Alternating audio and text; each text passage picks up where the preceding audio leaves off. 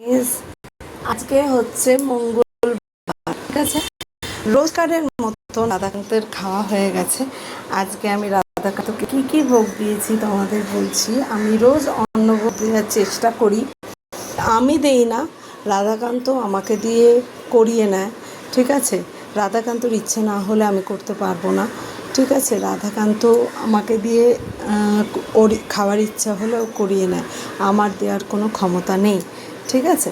তো আজকে রাধাকান্ত কি কি খেয়েছে দেখো, কি কি অন্ন সেবন করেছে দেখো। অন্ন, ভাত, আমি একটা লঙ্কা ভেজে দিয়েছিলাম, পটলের সাথে মেখে খেলে ভালো হবে। এইটা হচ্ছে মূলো শাক, ঠিক আছে।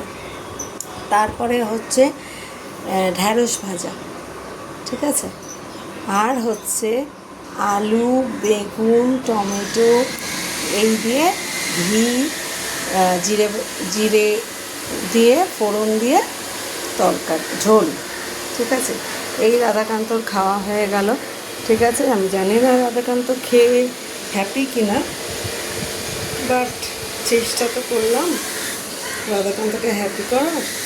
আবার শোনো, ধরো আবার তাড়া থাকে, রাধাকান্তকে ভাত দিতে পারি না, আমার তো মাছও রান্না করতে হয়, সেই দিন আমরা কেউ খেতে পারবো না, রান্নাই খারাপ করে দেবে, ভাত গলিয়ে দেবে, তারপরে রান্না খারাপ করে দেবে।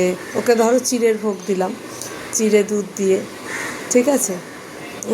মেজদা আর আমার হাজব্যান্ডই দেয়, ঠিক আছে। দেওয়া হলো, খাবেন না উনি, উনি অন্নভোগই খাবেন, ঠিক আছে।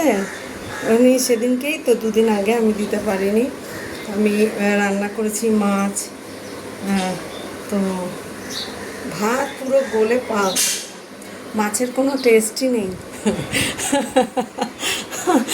তো ভাতটা আবার আমার কপালে, আর যেদিন আমি ওকে ভাত না দিই আমার কপালে খাওয়া জোটো না, কিছু না কিছুভাবে খাওয়াই জুটবে না। দেখো হাসছে, কত বদমাস ও, খুব বদমাস।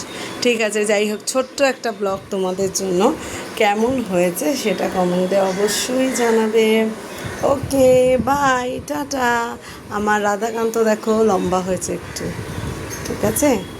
ওকে, বাই, টাটা।